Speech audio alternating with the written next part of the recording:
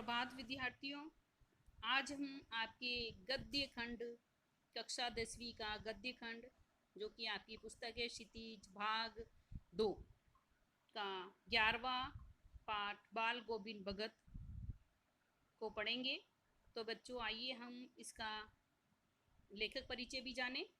राम वृक्ष बेनीपुरी का जन्म बिहार के मुजफ्फरपुर जिले के बेनीपुर गांव में सन 1899 में हुआ।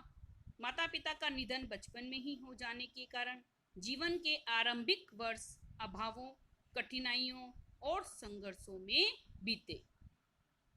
10वीं तक की शिक्षा प्राप्त करने के बाद वे सन 1920 में राष्ट्रीय स्वाधीनता आंदोलन से सक्रिय रूप से जुड़ गए।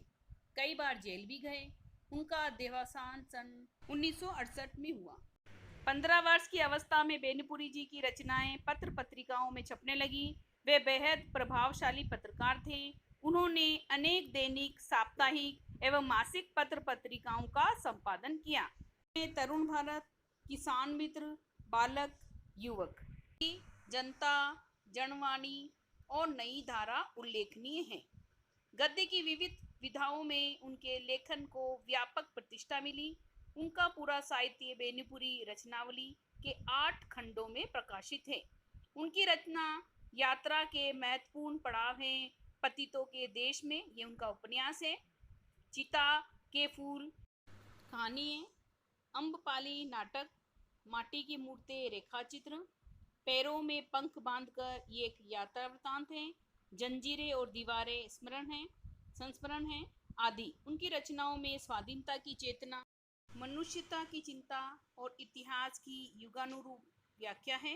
विशिष्ट शैलीकार होने के कारण उन्हें कलम का जादूगर कहा जाता है।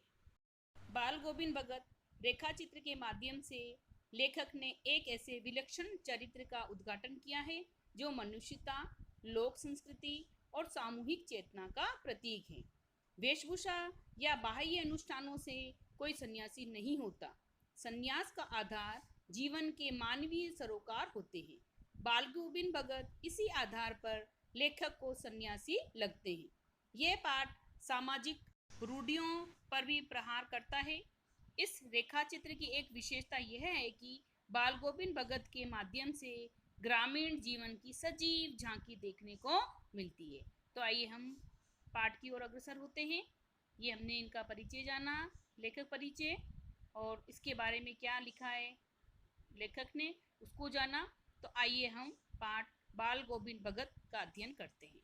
बच्चों हम इसके शब्दार्थ को जानें। मंझोले यानी बीच के या न अधिक लंबे। जटाजूट लंबे लंबे बालों की जटाएं। कबीरपंथी कबीर के पंथ को मानने वाले। कमली कंबल। रामानंदी रामानंद द्वारा प्रचलित। बेडोल अनगढ़ गृहस्थ विवाहित आदमी। गृहिणी पत्नी, पतोहू पुत्र वधू को कहा जाता है। खरा उतरना, सही सिद्ध होना, दो टूक बात करना, साफ साफ बात कहना, झगड़ा मोल लेना, जानबूझकर लड़ाई करना। कुतूहल जिज्ञासा। दरबार मंदिर या घर को कहा जाता है। मठ का मतलब होता है आश्रम। कृपा भोग, मुग्ध, प्रसन्न या खुश होना, सर्वदा, हमेशा, कंठ, गला। तो आइए बच्चों हम पाठ की तरफ अग्रसर होते हैं। बाल गोविंद भगत। बाल गोविंद भगत मझोले कद के गोरे चिट्टे आदमी थे। 60 के से ऊपर के ही होंगे। बाल पक गए थे, अर्थात है ना, पक गए का मतलब सफ़ेद हो गए थे। लंबी दाढ़ी या जटाजूट तो नहीं रखते थे, किंतु हमेशा उनका चेहरा सफ़ेद बालों से ही जगमग किए रहता। कपड़े बिल्कुल कम पहनते। कबीर में एक लंगोटी मात्र और सिर में कबीर पंथियों की सी कनफटी टोपी है ना, वो धारण करते थे, वो पहनते थे। जब जाड़ा आता, जाड़ा का मतलब सर्दी आती, तो एक काली कमली ऊपर से ओढ़े रहते। मस्तक पर हमेशा चमकता हुआ रामानंदी चंदन जो नाक के एक छोर से ही औरतों के टीका की तरह शुरू होता। गले में एक तुलसी की जड़ों की एक बेडोल माला बांधे रहते। तो ये नहीं, इनका पूरा चरित्र चित्रण किया गया, वो किस तरह से दिखते थे। ऊपर की तस्वीर से यह नहीं माना जाए कि बाल गोविंद भगत साधु थे। नहीं, बिल्कुल गृहस्थी। उनकी गृहिणी की तो मुझे याद नहीं, यानी लेखक बताते हैं कि उनकी पत्नी के बारे में तो मुझे पता नहीं। उनके बेटे और पतोह को तो मैंने देखा था। पतोह का मतलब यानी अपने पुत्र वधू के लिए कहा गया है। थोड़ी खेती बाड़ी भी थी, एक अच्छा साफ सुथरा मकान भी था, किंतु खेती बाड़ी करते, परिवार रखते भी बाल गोविंद भगत साधु थे। साधु की सब परिभाषाओं से खरे उतरने वाले, है ना। जिस तरह से साधुओं का चरित्र जितना होता है, चरित्र होता है, उनके गुण होते हैं, वो सारे गुण इनमें समाहित थे। कबीर को वो साहब मानते थे, साहब का मतलब अपना गुरु मानते थे। उन्हीं के गीतों को भी गाते थे, उन्हीं के आदेशों पर चलते थे। कभी झूठ नहीं बोलते, खरा व्यवहार रखते, किसी से भी दो टूक बात करने में संकोच नहीं करते, यानी स्पष्ट वक्ता थे। न किसी से खामखा झगड़ा मोल लेते थे, कभी किसी से लड़ाई झगड़ा है ना आदि नहीं करते थे। किसी चीज नहीं छूते थे, न बिना पूछे व्यवहार में लाते थे। ना जब तक मतलब हर एक व्यक्ति की अगर कोई चीज़ मांगनी भी होती थी तो जब से उनसे पूछ नहीं लेते थे तब तक वो अपने उसको व्यवहार में लाते थे, अपने काम में नहीं लेते थे। इस नियम को कभी कभी वे इतनी बारीकी तक ले जाते कि लोगों को कुतूहल होता, कुतूहल का मतलब बड़ा ही आश्चर्य होता। कभी कभी वह दूसरे के खेत में शौच के लिए भी नहीं बैठते। वह ग्रस्त थे, लेकिन उनकी सब चीज साहब की थी। साहब का मतलब ईश्वर की, यानी कबीर जी की थी। जो कुछ खेत में पैदा होता, सिर पर लाद कर पहले उसे साहब के दरबार में ले जाते।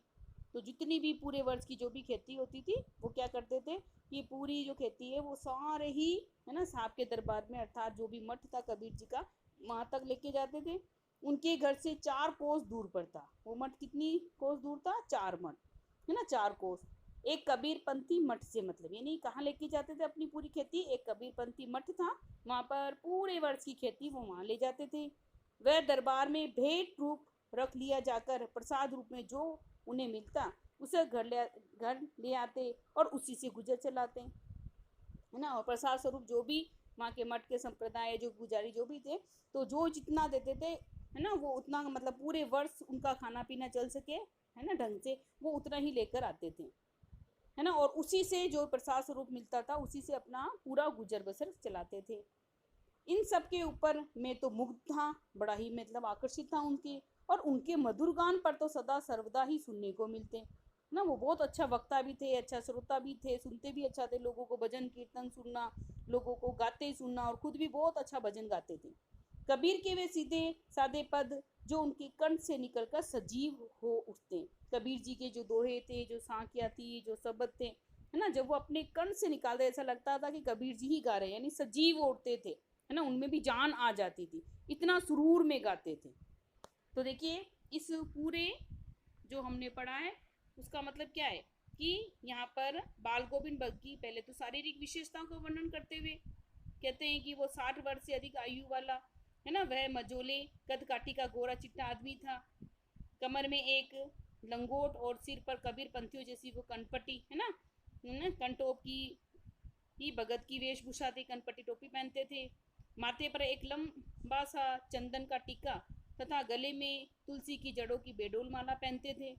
उनके पहनावे और वेशभूषा से उन्हें साधु नहीं कहा जा सकता, कि भगवा वस्त्र ऐसा धारण तो करते नहीं थे। वह एक ग्रस्त थे। बाल गोविंद भगत के परिवार में उनका एक बेटा था और उसकी पत्नी थी, यानी पुत्र वधू थी। एक साफ सुथरा मकान और थोड़ी सी खेती बाड़ी ही उनकी संपत्ति थी। वे एक सन्यासी की तरह रहते थे। वे कबीर को साहब मानते थे, अपना गुरु मानते या ईश्वर मानते थे। वे कबीर को ही अपना आदर्श मानते और उन्हीं के गीत को गाते थे। वे कभी झूठ नहीं बोलते थे, सीधा और सच्चा व्यवहार करते थे, कभी किसी से लड़ाई झगड़ा नहीं करते।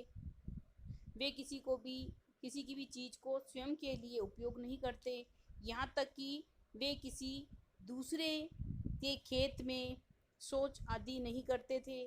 खेत में जो कुछ भी पैदावार होता, जो कुछ भी पैदा होता, उसे घर से 4 कोस दूर अपने सिर पर, है ना, ढोकर और साहब के दरबार में दे आते, और जो वहाँ से मिलता था उसे प्रसाद के रूप में ले आते, है ना। लेखक उनके द्वारा